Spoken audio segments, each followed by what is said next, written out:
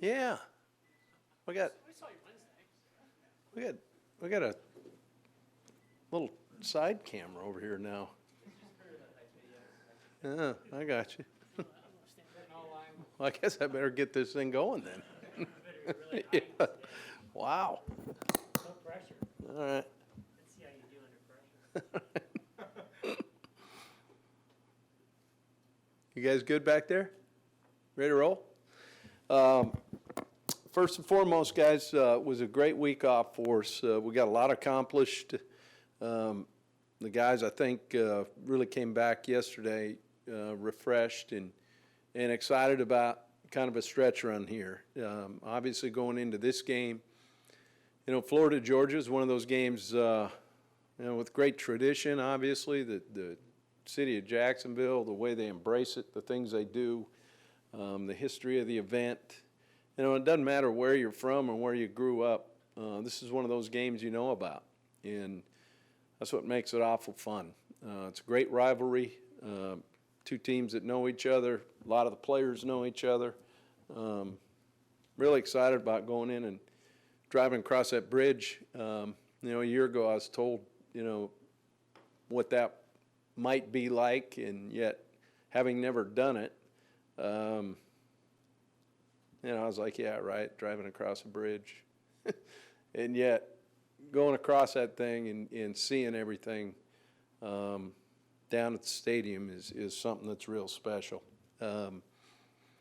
We've got a lot of things we need to get better at.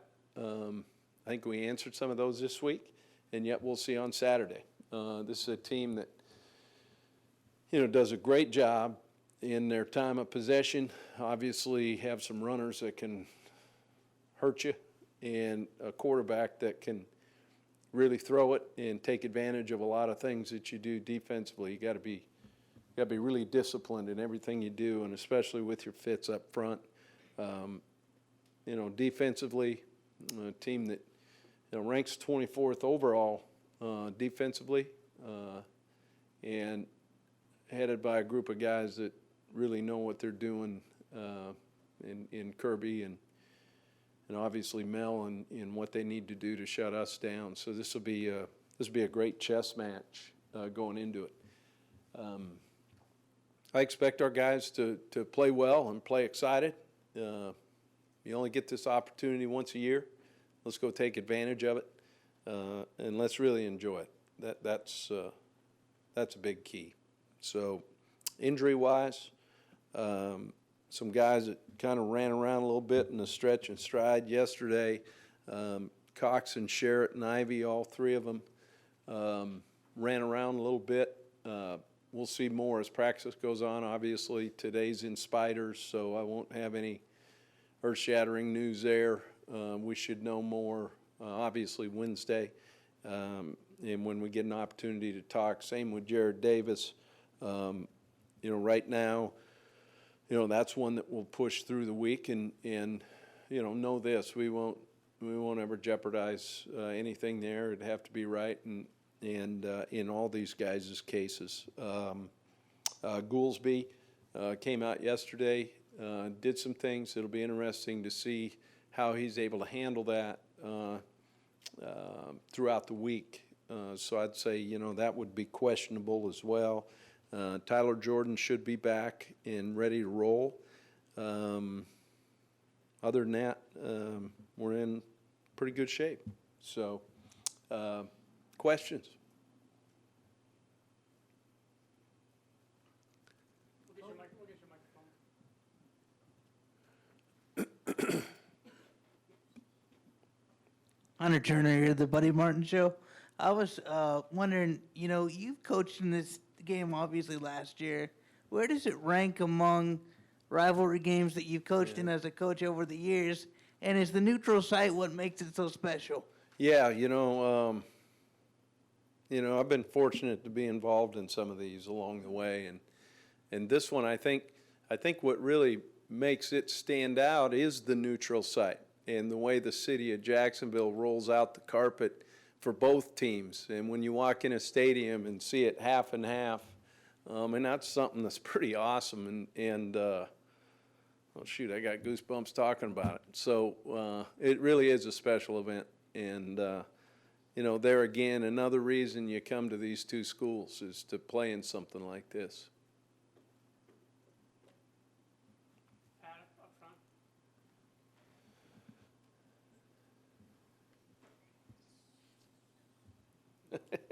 Throwing you a curveball here.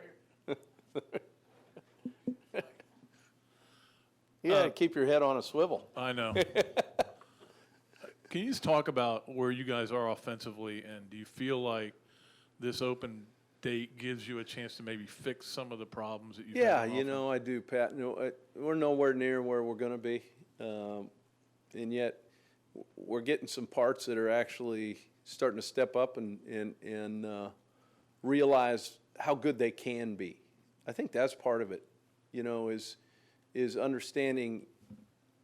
You know what? You can really be good if you allow yourself to be good. And how do you do that?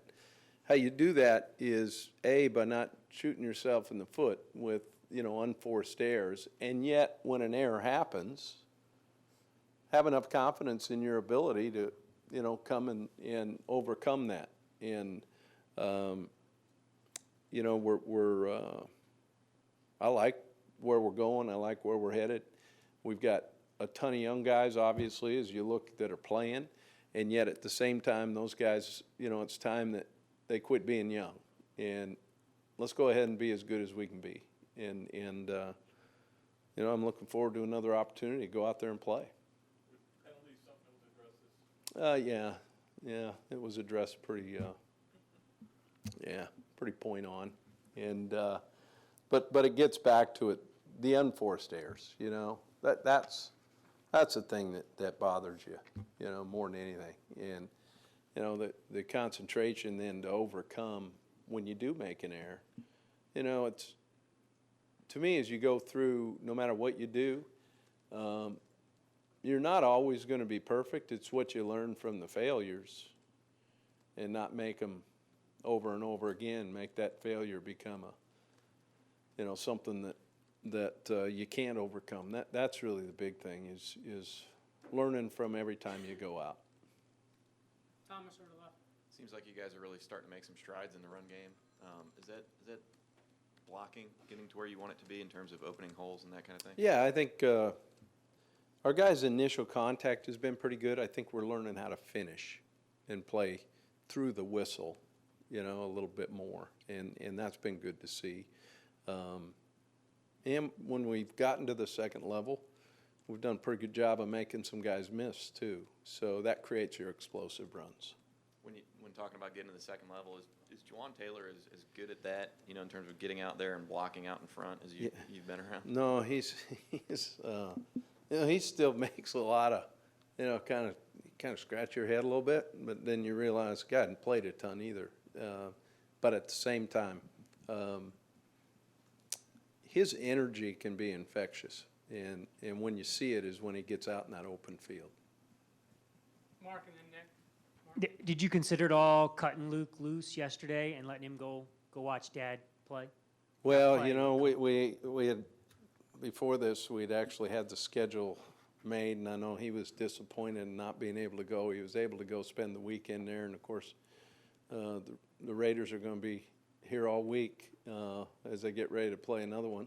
And but yeah, we talked about it. Yep, we kind of have these things planned well in advance, and actually prior to the NFL schedule being put out. So I know in Luke's case, growing up around it, you're at the mercy of your own schedule. With that said, though, how special do you think this is for him? Spent 9 years growing up over there.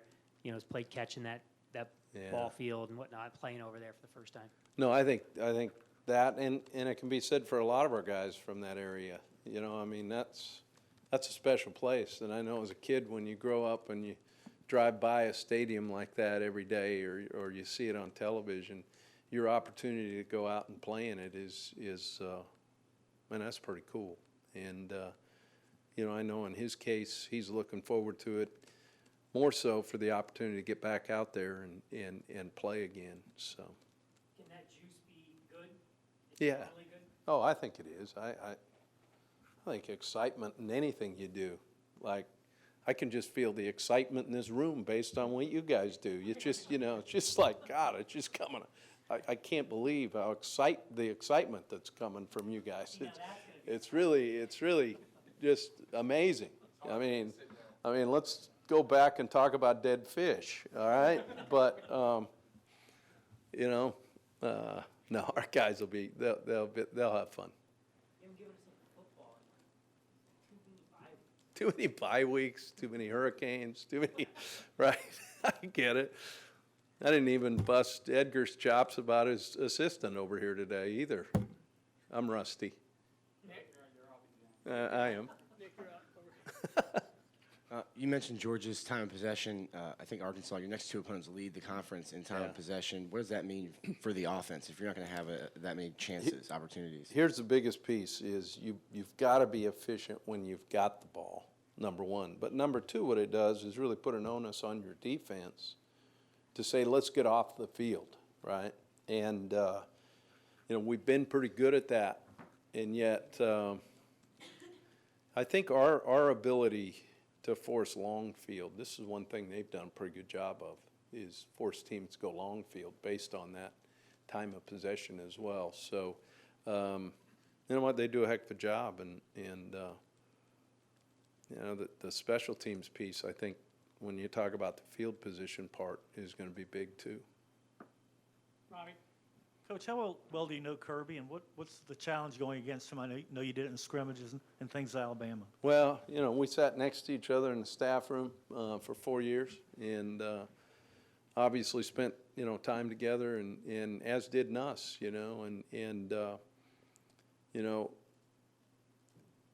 his ability to see the game and put a plan together is really, really good. Not only that, but he's got a great family. Got a wife and some great kids, and he's a lot of fun to be around, and I'm happy for him to have this opportunity, especially at a place that means so much to him. Being how he played there. And you get a chance to grow up and do that's pretty awesome, and well deserved and long overdue.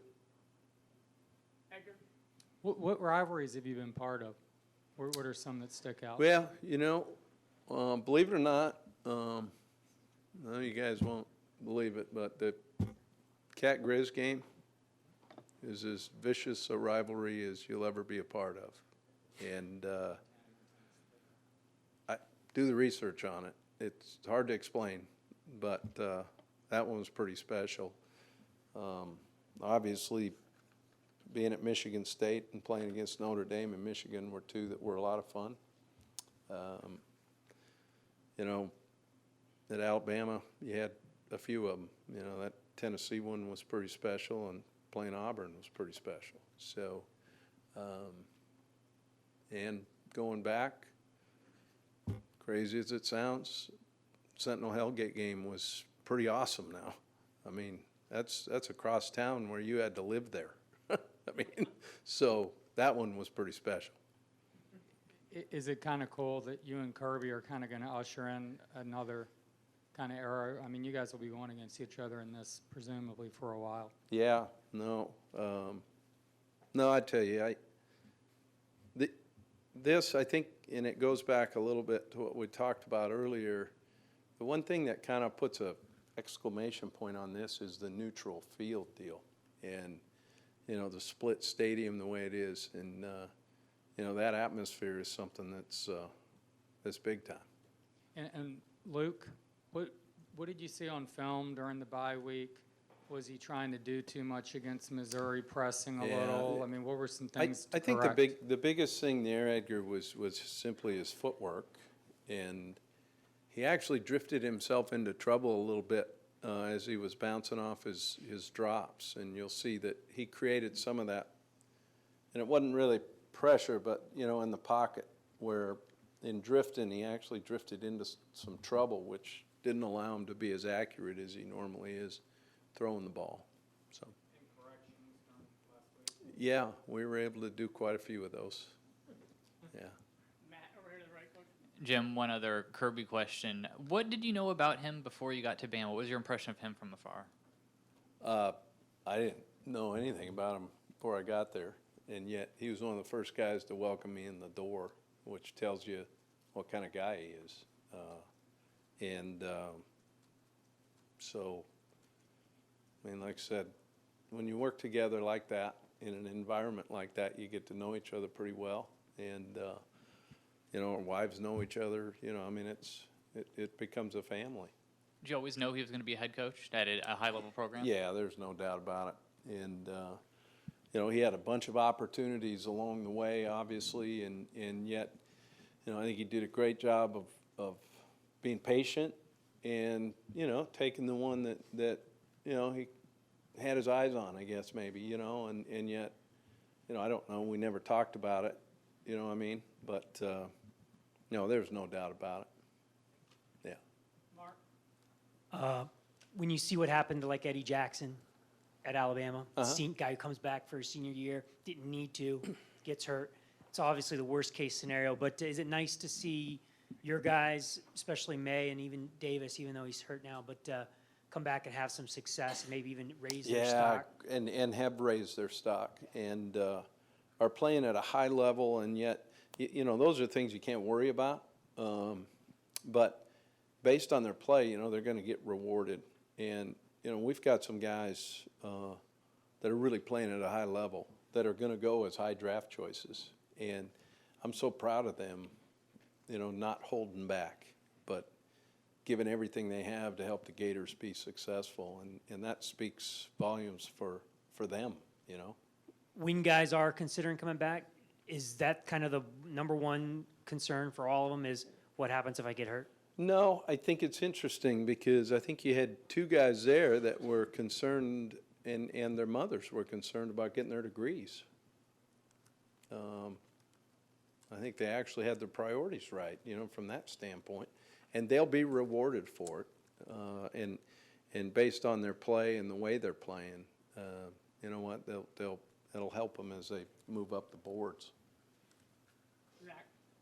Jim, what's it been like for you to just see Jabari Zuniga's emergence this year, especially knowing how he was as a recruit and how he's kind of grown now? Yeah, no, he's he's one of those guys that I think got caught up a little bit in some of the early, recruiting. Some guys that you get out there and then all of a sudden guys blossom kind of as they become seniors. And I think in his case, he's a guy that truly blossomed and yet still doesn't know how big he's going to be and how good he's going to be. And yet, that's not a bad thing because he keeps just working at it. And it's been great to see. And they can still end up as finalists, but Jalen Tabor and Quincy Wilson being left off the watch list today, is that just a pretty big oversight in your eyes? Yeah, I don't know who makes those lists, but I'll put those two up against anybody in the country as anybody else will. So I don't know that that's an end-all other than an initial list. But, I mean, the way these two guys play, you talk about being proud of what you put on film. These guys are proud of what they put on film, and it shows. And then last thing, Doug Nussmeier's being listed as a candidate for the Fresno State job. He was for another job last year, as was Jeff Collins. Just what's that like for you as a head coach to have your assistants going through that? Yeah, I think it's great. I'm a firm believer in, somebody gave me an opportunity, and I'll do everything I can to help them in any way that I can. And I do know this: we got a bunch of great candidates, but that's what makes our coaching staff so good. Is guys that are thought of in that vein, and you know what? As time goes on, that's something that they know I'll help them in any way I can. Ryan? What's been your take on Easton? He's kind of been up and down this season, but had some nice games. No, he's this guy's, in my opinion, is the future of the SEC. I mean, he's that good, and his ability to push the ball downfield is something that is very impressive. And so, the learning curve, natural for anybody at that position. And yet, man, he can hurt you in a hurry. with Tyree coming on, do you feel this collection of receivers right now might be the best potential, I guess, you've seen from the unit so Yeah, I far mean, since you've been here? you know, you kind of take, there's a, that group of young guys. I mean, obviously Antonio played as a true freshman, but being only a sophomore and with Tyree and Josh and Freddie, playing a bunch as true freshmen, and Rick Wells has gotten. I mean, he's a guy who's going to be a good player as well. I really like our group. Brandon, I think, has done a great job of stabilizing that group. If in other words, showing some leadership and going about the way he goes about his business, and I think he's been that guy's probably is a guy that has as much to do with their development as anything. Any discussion on condensing the running back rotation? It'll be those guys will get their carries, and hopefully we'll go with a hot hand in the fourth. Any final questions for Coach? All right, guys. Thanks. Guys, go find the energy somewhere, will you? Okay.